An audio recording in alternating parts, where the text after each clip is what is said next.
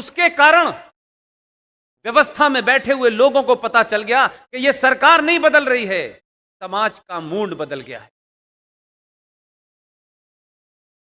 और उसी के कारण न सरकार ने कहा, और सरकार तो कह भी नहीं सकती, जज साहब को लगा कि इन्हीं 2-1 सालों में रिटायर होना। रिटायर होने के बाद कोर्ट उतर जाएगा और लोग बड़ा ठोकेंगे। इसी के बीच में रहना, इसी समाज के बीच में चिल्ला चिल्ला करके उन्होंने 10 बार ये स्टेटमेंट दिया, 40 दिन में फैसला दूंगा मैं। हमने कहा नहीं आप 40 दिन में, 150 साल से नहीं दे रहे थे आप तो बार बार भगवान राम का सर्टिफिकेट मांग रहे थे, डेट ऑफ बर्थ सर्टिफिकेट मांग रहे थे। तो ये तो कमाल की भारत की कोर्ट है कि भारत की कोर्ट में ये दशहरा आता है 10 दिन की छुट्टी, रामनवमी आती है 5 दिन की छुट्टी, दिवाली आती है 2 दिन की छुट्टी, और जब कोर्ट खोलते हैं तो कहिए आइए बात करते हैं भगवान रामचंद्र जी थे कि नहीं थे।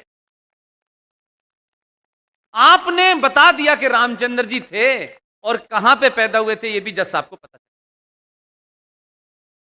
और उनको फैसला सुनाते वक्त 90 करोड़ नाराज हिंदू नजर आ रहे थे। उनको समझ आ गया था कि कुछ बौने लोग 1986 में कोई एक फैसला सुप्रीम कोर्ट ने दिया, पूरी बेंच ने दिया, एक छोटा सा फैसला था, शाबानो का मामला आपको पता होगा। एक गरीब 70 साल की महिला अपने पति से तलाक चाहती थी, सुप्रीम कोर्ट ने तलाक दे दिया, उसके हक में दे दिया, लेकिन अल्लाह के बंदों को यह पसंद नहीं आया। उन्होंने कहा यह अल्लाह के बने कानून में हिंदू कौन होता है जो फैसला देगा। और बौनी सरकारों ने 1986 के अंदर 412 मेंबर ऑफ पार्लियामेंट जिस सरकार के पास हो, उनका प्रधानमंत्री आधुनिक हो, कंप्यूटर युग का हो, इतना दबाव बनाया कि सुप्रीम कोर्ट के दिए फैसले को संसद में पलटवा दिया। उन बौने लोगों ने, इससे आपको सीखना, कुछ कुछ सीख गए। यही कारण था कि जजमेंट लिखते वक्त उन्होंने ये सोचा ये 90 करोड़ हैं, इन्होंने संसद पहले ही पलट दी है, अब हमारे पलटने का समय तो नहीं आ गया। इसलिए फैसला भी दिया, और फैसले में सेकुलरिज्म की और गंगा जमुना तहजीब की धारा बहती नजर नहीं, एकदम कहा कि यहीं पैदा हुए थे और यहीं राम का मंदिर बनेगा। लेकिन उनको यह भी लगा कि ये जो अगर मगर जो हम चला रहे हैं बहुत दिन से, जो इलाहाबाद हाई कोर्ट ने जब फैसला दिया था तो उन्होंने कहा यहां मंदिर बना लो, यहां मस्जिद बना लो, इतनी जगह इनकी इतनी जगह उनकी। इन्होंने कहा इस गलती मत करना, ये तुमने 10 साल पहले फैसला दिया था, ये जाग गए हैं, कोर्ट में कब अंदर आ जाएंगे पता नहीं चलेगा। तो जिन लोगों के नाम ले रहे थे अभी सौरभ शाह साहब, उनमें से बहुत लोगों ने बड़ी तजवीजें दी कि हिंदू मुस्लिम सदियों से रहते आए हैं, मुझे आज तक वो सदी पता नहीं चल रही। मोहम्मद बिन कासिम से लेकर के औरंगजेब से लेकर के तमाम लोग आए, ये जो भाईचारा और हिंदू मुस्लिम और ये जो संस्कृति थी कहां थी?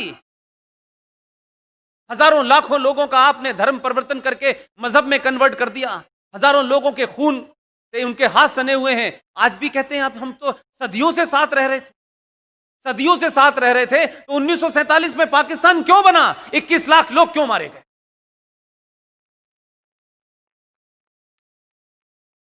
ये झूठ का पुलंदा एक तरफ चलता है इस देश के अंदर, और चल रहा था। इसलिए मैं इस सुप्रीम कोर्ट की पूरे सम्मान के साथ उस फैसले में जो उन्होंने समझदारी की बात की, कोई सेकुलरिज्म का चक्कर नहीं करा। और सौरभ भाई ने जिन जिन के नाम लिए हैं, 5-6 साल पुरानी उनकी रिकॉर्डिंग देखिए। यह तो एक ऐसी जगह है, यहां हिंदू मुस्लिम गठजोड़ होना चाहिए, यहां भाईचारा होना चाहिए, यहां भाईचारे की गंगा बहनी चाहिए, यहां पे सबके लिए एक हॉस्पिटल बना दिया जाए, हॉस्पिटल नहीं यहां एक शौचालय बना दिया जाए। तमाम लोग तजवीज दे रहे थे। सुप्रीम कोर्ट ने उनकी बात सुन ली। उन्होंने कहा यहां मंदिर बनेगा, हमने 5 एकड़ दे दी है, वहां शौचालय बनाओ, वहां जो दिल चाहे बनाओ, तुम्हें दे दी, अपनी पूरी मंशा पूरी करो। लेकिन सुप्रीम कोर्ट से मेरी निवेदन है कि सुप्रीम कोर्ट ने जो फैसला दिया है, उस फैसले के बाद भारत में एक पत्थर या तो ये कि फेंकने की हिम्मत नहीं। और मैं उसको ये मान लेता हूं कि भाईचारे में नहीं फेंका, भाईचारे की वजह से पत्थर नहीं फेंका। मैं थोड़ी देर के लिए इस झूठ जो इतने पिए हैं उसमें एक और पी लेता हूं। तो क्या सुप्रीम कोर्ट ने जो फैसला दिया, जिसे भारत के मुसलमान भाइयों ने दिल से स्वीकार किया, हमें यह बात माननी। मैं चाहता हूं कि सुप्रीम कोर्ट ने यह सोच के फैसला दिया कि भविष्य के भारत में ऐसी चुनौतियों को समाप्त कर दिया जाए, यह झगड़ा दोबारा ना हो। लेकिन इसीलिए मैंने कहा कि आज देश में एक सरकार है, सौहार्द का माहौल है, और जो लोग गजनबी और औरंगजेब को अपना वारिस बताते हैं, जो कहते हैं कि हम वारिस थे अब लावारिस हो गए, जो आपके शहर में बैठ करके ज्ञान देते हैं कि हम 15 करोड़ हैं, हम सबक सिखा देंगे, एक 15 मिनट का समय मांग रहा था, 2002 के बाद मांगना बंद कर दिया। तो इस किस्म की भाषा बोलने वाले लोग कम हैं, अच्छे मुसलमान बहुत हैं इस देश में। इन अच्छे मुसलमानों के ही सामने 6 महीने का समय निर्धारित करे और भविष्य में मथुरा और काशी को भी सुलझा दे। न कोई पत्थर फेंकेगा क्योंकि पत्थरों को रोकने वाले आ गए हैं, और सौहार्द की धारा देश में बहेगी। हम देखते हैं गंगा जमुना तहजीब कितने जोर से चलती है।